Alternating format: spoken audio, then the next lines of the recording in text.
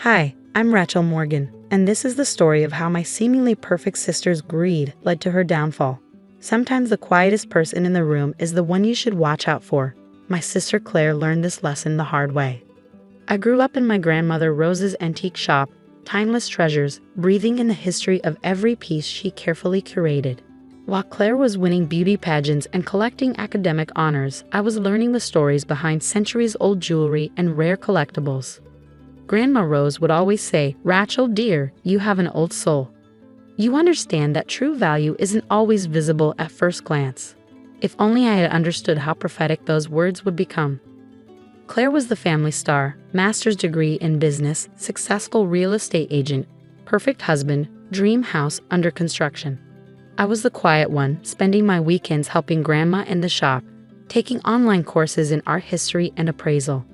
"You're wasting your life with all that old junk," Claire would say during family dinners, her diamond tennis bracelet catching the light. "You need to think bigger." But I saw something in those old pieces of junk that others didn't. Each item had a story, a history, a hidden value that most people overlooked. Grandma Rose understood this about me. While Claire was busy climbing the social ladder, I was learning the intricate art of authenticating antiques, building relationships with collectors, and most importantly, understanding the true value of patience. Everything changed when Grandma Rose got sick. Cancer, stage 4. Rachel, she called me to her hospital bed one evening, her voice weak, but her eyes sharp as ever. "There's something you need to know about the shop." She told me about a secret, one that would change everything. But before she could finish, Claire burst in with her usual dramatic timing, trailing designer perfume, and interrupted our conversation. "Grandma, the specialist I found in New York can see you next week." The next few months were a blur of hospital visits and family tensions. Claire threw money at expensive treatments, making sure everyone knew how much she was contributing to the family. I simply sat with Grandma, listening to her stories, learning a last lesson she wanted to teach me. One quiet afternoon, just days before she passed, Grandma Rose handed me a small key. "The safe in my office," she whispered. "Don't tell anyone until the right time." I nodded, tucking the key away, not knowing how crucial it would become.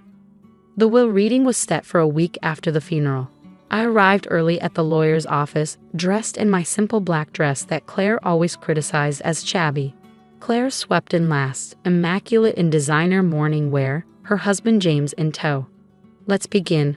Mr. Patterson, the family lawyer, adjusted his glasses. "To my beloved granddaughters." The room fell silent as he read. Grandma Rose had left the antique shop, including all inventory and property, to me. Claire's face turned an interesting shade of red. "This is ridiculous," she exploded. "Rachel can barely pay her rent. How can she run a business? She'll ruin Grandma's legacy." But Mr. Patterson wasn't finished. Claire would receive a substantial cash inheritance, contingent on the shop remaining in my ownership for at least 5 years. "This is absurd." Claire stood up, her voice shaking. "Rachel's been stealing from the shop for years. I have proof." She pulled out a folder, slapping it on the lawyer's desk. Security camera footage, inventory discrepancies, missing deposits. I had an audit done. She's been pocketing valuable items and cash for months. My heart stopped.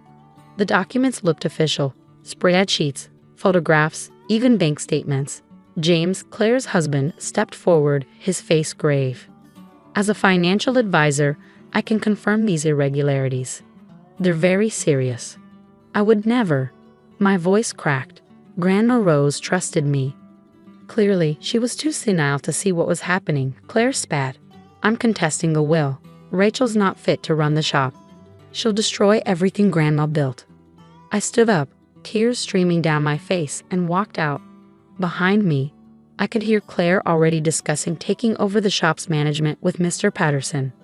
But as I drove away, my hand clutched the small key in my pocket, and a plan began forming in my mind. That evening, as I sat in my small apartment, I remembered all the lessons Grandma Rose had taught me about patience, about hidden value, about waiting for the right moment. Claire thought she had won, but she had forgotten the most important lesson of the antique business. Everything valuable leaves a paper trail. I pulled out my laptop and began typing. By morning, Claire would learn that sometimes the quiet ones are quiet because they're watching, waiting, and planning. The next day would bring revelations that none of them expected. The next morning dawned bright and early. I arrived at Timeless Treasures just as the sun was rising, using my key one last time. Or so Claire thought. The shop was quiet, filled with the subtle smell of wood polish and history that I'd known all my life. I walked straight to Grandma's office, my heels clicking on the hardwood floors. The safe was hidden behind a Victorian oil painting, a piece Claire had always dismissed as dreary. My hands trembled slightly as I inserted the key Grandma had given me. Inside, I found exactly what Grandma Rose had promised: leather-bound ledgers, USB drives, and a sealed envelope with my name. But most importantly, I found the truth that would change everything. At precisely 9 a.m., Claire burst through the shop's door with James and their lawyer in tow. "But you're here," she smirked. "We can do this civilly. Just sign over the shop, and we'll forget about pressing charges for the theft."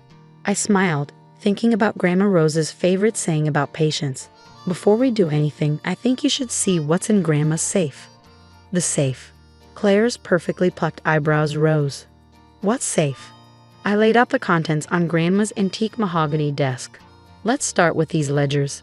You see, Grandma Rose kept 2 sets of books, one for the shop's regular business, which you audited, and another for her special collection."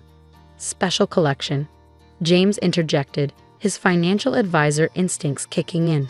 "Yes." I opened one of the ledgers. You see, while everyone thought this was just a quaint antique shop, Grandma Rose was one of the most respected private art and antiquities authenticators on the East Coast. Those missing deposits you found? They were consulting fees, paid in cash and properly reported to the IRS, of course. Claire's face paled slightly. "You're lying." I plugged in one of the USB drives to Grandma's computer, turning the screen toward them.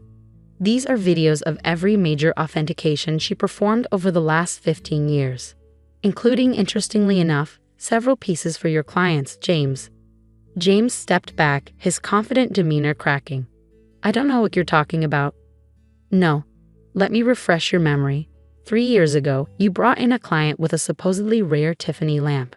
Grandma proved it was fake, but you sold it anyway as authentic. She kept records of everything." I pulled out more documents.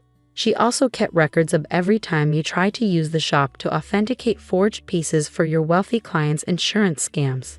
That's why she never let you take over the business aspects, Claire. She knew you were helping James defraud clients. "You can't prove any of this," Claire whispered, but her face had turned ashen. "Actually, I can. You see that audit you had done?" It triggered an automatic alert to Grandma's lawyer, the real one, not Mr. Patterson here, who I assume is James's friend. The hired lawyer shifted uncomfortably. Her actual attorney has already filed reports with both the FBI's art crime team and the SEC. Claire collapsed into a chair, her designer outfit suddenly looking deflated. "Why are you doing this?" "Because you never understood what Grandma was building here. You saw an old shop with dusty furniture, but she created a legacy of trust and expertise, and you tried to steal it by framing me." I opened the sealed envelope, pulling out one final document. "But here's the real surprise. Remember that dream house you're building? The one you took out 3 mortgages on because James' investments aren't doing so well." Claire's head snapped up. "How do you?" "Grandma knew everything. She knew James was using your construction loans to cover his investment losses. That's why she left me not just the shop, but also her entire private authentication business, including her client list of legitimate collectors who actually have money to invest in real estate." Through the shop's windows, we could see police cars pulling up outside. Claire jumped to her feet. "You called the police?" "No," I replied calmly. "That would be the FBI Art Crimes Division. Apparently, some of James's clients have been asking questions about their collections. What happened next was chaos. James tried to run but didn't make it past the vintage armoire by the door." Claire screamed about family loyalty and betrayal. The FBI agents were particularly interested in the contents of Grandma's safe. By evening, I sat alone in the shop, running my hands over the smooth wood of Grandma's desk. My phone hadn't stopped buzzing with messages from Claire's real estate clients looking for new representation, from legitimate collectors hearing their favorite authenticator's granddaughter was taking over, from investigators asking for cooperation. Mom called, crying about family and forgiveness. "Did it have to end this way?" she asked. Claire gave me no choice, I replied softly. She tried to steal everything Grandma built. She forgot that just because something looks quiet and simple on the surface doesn't mean it's not valuable. 3 months later, I stood in front of Claire's dream house at the foreclosure auction. James was facing federal charges, and Claire couldn't manage the mortgages on her real estate agent's salary.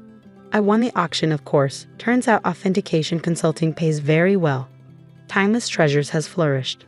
I've expanded the authentication business while keeping the charming antique shop front that Grandma loved. Every now and then, I get postcards from Claire. She's selling timeshares in Florida now. I don't respond, but I keep them in a vintage letterbox on my desk. Sometimes, when I'm closing up the shop, I look at Grandma Rose's portrait and smile. You were right, I whisper. True value isn't always visible at first glance. Last week, I received an invitation to speak at an international antiquities conference.